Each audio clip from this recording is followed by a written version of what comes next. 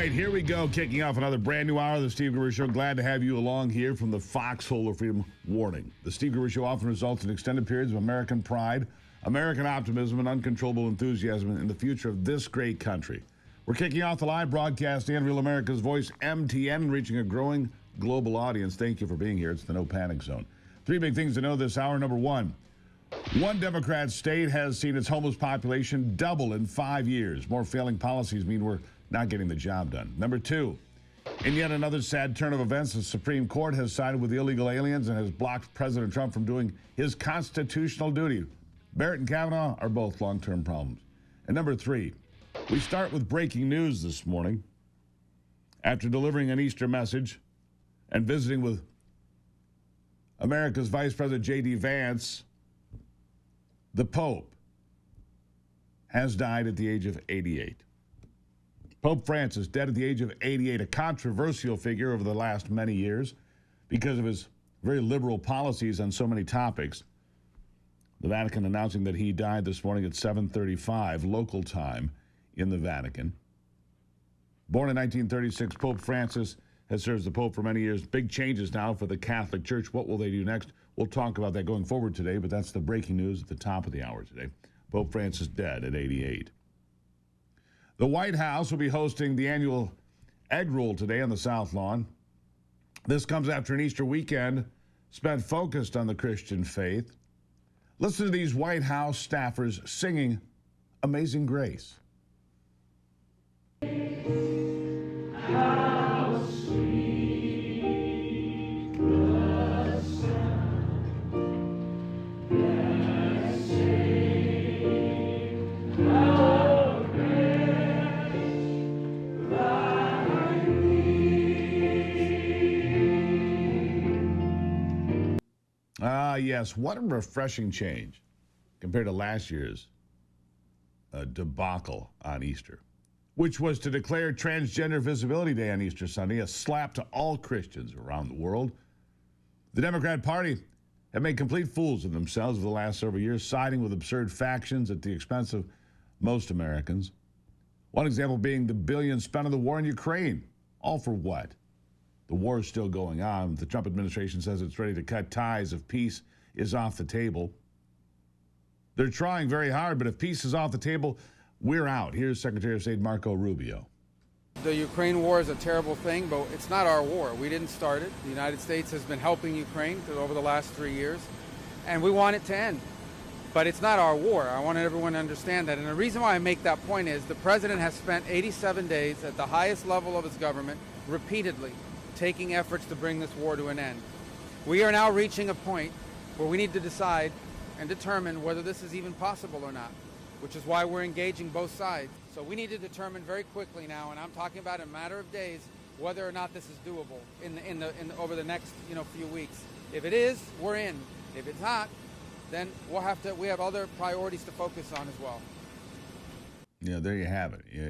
If there's peace that's achievable, we're in, and if there's not, well, then we're out. Vladimir Putin declared a ceasefire over the Easter weekend, one that President Zelensky of Ukraine called, quote, another attempt by Putin to play with human lives, not the most reassuring signal of peace, to say the least. We'll keep our eyes on that one. But back to the Democrats and their focus on the wrong priorities. They've dug themselves into a hole by defending illegal alien Kilmar Abreu Garcia, who was deported by the Trump administration. Here's President Trump listing what we now know about this man from El Salvador who was living in Maryland. Senator Van Hollen of Maryland traveled to El Salvador to do a wellness check on him, and this is lengthy, but it's worth a good listen. Here it is an illegal alien, MS-13 gang member and foreign terrorist. This comes out of the State Department and very legitimate sources. I mean, I assume I'm just giving you what they handed to me, but this was supposed to be certified stuff. In 2019, Garcia was issued a deportation order. Two separate judges affirmed Garcia was a member of MS-13, which is a gang that may be even worse than Tren de Aragua, and maybe worse. They kill people with knives because it's more painful. Very famous for the knifing and killing of two young 16-year-old girls walking to school one day, and they sliced them up into little pieces and killed them. That's MS-13. And two separate judges affirmed Garcia was a member of MS-13. When Garcia was originally arrested, he was wearing a sweatshirt with rolls of money pouring out, an MS-13 gang symbol, that he was driving with two other known violent MS-13 gang members, two of the most violent members that we know of in the MS-13 gang of thugs. In 2022, Garcia was stopped by the Tennessee Highway Patrol and was found to be transporting 7 people from Texas to Maryland, and he had no driver's license. He was driving violently. In 2020 and 2021, Garcia's wife filed for a protective order from him and said he was violent and abusive and really scary, including allegations that he punched and scratched her on the eye, left her bleeding after throwing her laptop on the floor at her, ripped her shirt, and ripped off her shorts. He then grabbed her arm, leaving very severe marks. Garcia's wife also wrote in court, "At this point, I am afraid to be close to him. I just don't want to be close. I have multiple photos and videos, how violent he can be, and all of the bruises that he's left on me." She just couldn't get anywhere near him. Yeah. This is the man that the Democrats are wanting us to fly back from El Salvador to be a happily ensconced member of the USA family. Mm-hmm. Long, like I said, but that is the same laundry list of allegations we've read here on the program. So the question becomes this: how does the American left keep finding itself propping up the worst possible people? How do they do that? So much for women's rights. The Democrat Party will go to bat for a wife-beating illegal alien gangbanger, while also fighting for a biological man's right to use the same locker room and bathroom as your daughter or granddaughter. Abreu Garcia's wife has been crowdfunding support for her husband on GoFundMe, but notice that she censored the tattoos on his hand. Why is that, I wonder? There's evidence to suggest that the symbols tattooed on his hand stand for MS-13. It's not looking good for them. She's also been facing an uphill battle trying to ignore the fact that she's filed restraining orders against him, as you just heard. Here's more. I have to ask it. You did take out a temporary order of protection against your husband in 2021. Were you in fear of your husband?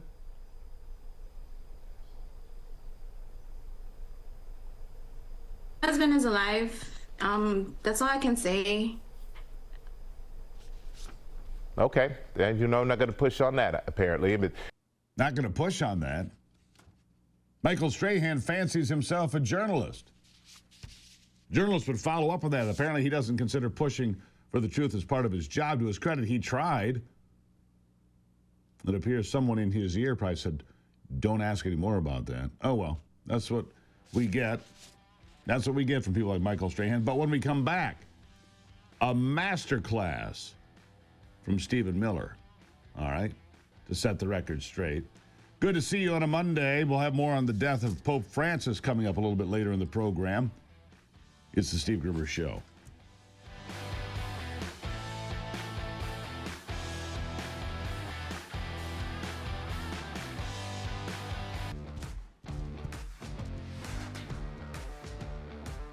Michael Strahan, not very good at the job of being a journalist. You ask follow-up questions. Did you not file a restraining order? Did you not write these things? Is this true or false? Did your husband do these things, yes or no? Well, it doesn't sell very well on crowd source funding. If you tell the world your husband's a wife beater, not going to raise a lot of money that way. Oh, well, that's what we have people like Stephen Miller for, to set the record straight over and over again. The media won't do it. Michael Strahan won't do it, but Stephen Miller certainly will. Here he is. Do you know how many stories I could tell you of children that were trafficked across the border and raped because of the policies of Joe Biden? There aren't enough volumes that could fit into a library to calculate the carnage that has been inflicted by the Democrat Party's policy of open borders. We can spend the rest of our lives trying to document those harms. Where does our whole country go to get repaid for all of the wealth, all of the prosperity and security that has been stolen from us by decades of uncontrolled illegal mass migration? Because we all deserve reparations for what has been stolen from us. It is a tragedy that defies our ability to even describe it. Yeah. Instead of trying to make it up to the American people, however, Democrats continue down the same path. People like Senator Van Hollen's trip to El Salvador, or Representatives Garcia and Frost's request to the Oversight Committee for funds to do the exact same thing. They want to do this, to go to El Salvador.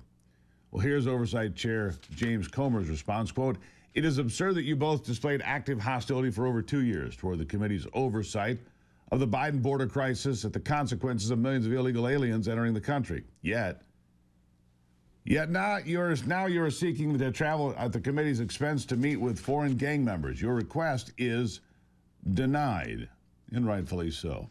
There are Americans still being held hostage by Hamas. Maybe they're alive. But Democrats are rallying around the release of a gang member instead of them. It's pretty despicable, really. In California, Governor Newsom is running his state into the ground. You know that, bleeding billions to cover state health care for undocumented immigrants, for illegal aliens, at the expense of the rest of his citizens. Newsom's latest budget proposal puts the cost of covering illegals at $8.4 billion in a state with the highest homeless population. Highest homeless population in California by far. Unbelievable. Give more to the illegals. Pundits and lawmakers on MSNBC jumping to the ridiculous conclusion that if illegal aliens are deported, then people of color will be too.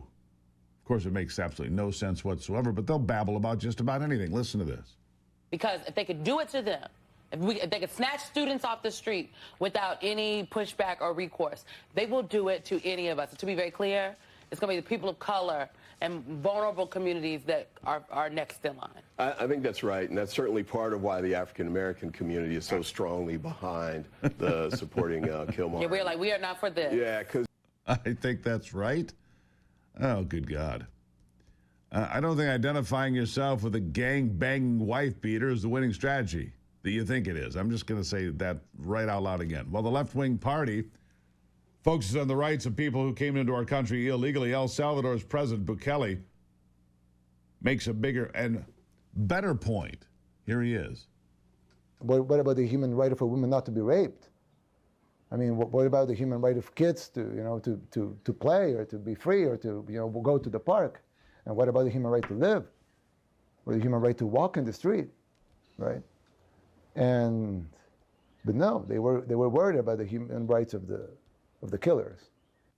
Yeah. The human rights of a woman to not be raped. The human right of kids to go to the park and feel safe. A man who turned a dangerous, lawless nation into one of the safest tourist destinations in the world. He faced the same opposition Trump is facing now. The Liberal Party's obsession with making martyrs out of criminals. The Supreme Court has once again blocked the Trump administration from deporting Venezuelans under the Alien Enemies Act. The administration has signaled it intends to fight back. They did this, by the way, at the middle of the night, midnight. And I'm going to tell you again, Kavanaugh and Barrett are long-term problems. Meanwhile, the U.S. is currently experiencing the lowest number of southwest border crossings in history. And the Trump administration isn't just stopping there. Here's Stephen Miller on sanctuary cities. Again, listen. Sanctuary cities are engaged in multiple criminal violations: harboring, smuggling, inducing, obstructing justice, obstructing official proceedings, and many other crimes. And this is something that the Department of Justice is taking a very hard look at. I'll just say that it is my view, the view of this administration, that these cities are engaged in systemic criminal violations, and that they are engaged in a scheme to nullify and obstruct the duly enacted laws of the United States of America. And I would again note, when we talk about morality, we talk about decency. Sanctuary cities shield criminal illegal aliens from removal. We repeatedly go into communities and arrest illegal aliens who were previously in custody, that they refused to turn over, that were sent back onto the street, that have subsequently raped or abused a child. Yeah. Cracking down on these sanctuary cities is going to be an important piece of the puzzle to making America safe again. And if anyone can do it, it's going to be this administration. Will Democrats abandon this losing strategy of defending the worst of the worst? It's unlikely. But Americans are waking up to who will actually defend their interests. And hopefully that will impact the results of the midterm elections. I mean, I'd like to think so. All right, so I got a question for you. What's in your coffee cup this morning? Oh, by the way, brand new coffee cups here. Just take a look at this beauty. Just in, brand new. And I'm going to see if I can get these available to you. I mean, would you like one of these? Let me know if you would. Follow me on Twitter today. Follow me on Facebook today. That's your assignment. You find out more about these great cups. Steve Gruber Show. Free speech rules, right? What's in your cup? Well, for me, it's 1775 coffee. No compromises. Some coffee's weak, not this stuff. 1775 coffee. It's single origin, mountain raised in Bolivia. It is spectacular coffee. Some coffee's weak and corporate. But this coffee, 1775, bold, high quality, built for those who refuse to compromise. Hand-picked, high-altitude, single-origin beans, roasted to perfection. No toxins, no shortcuts, just damn good coffee in your brand new Steve Gruber Show coffee mug. What do you think of that idea, huh? We'll see if we can get these together for you. You like that? Huh? You like that? I think you do. All right, make sure you put 1775 coffee in there. 1775coffee.com. Use the promo code Gruber. You'll save 10% on your purchase. 1775coffee.com. Promo code Gruber. I'll be right back.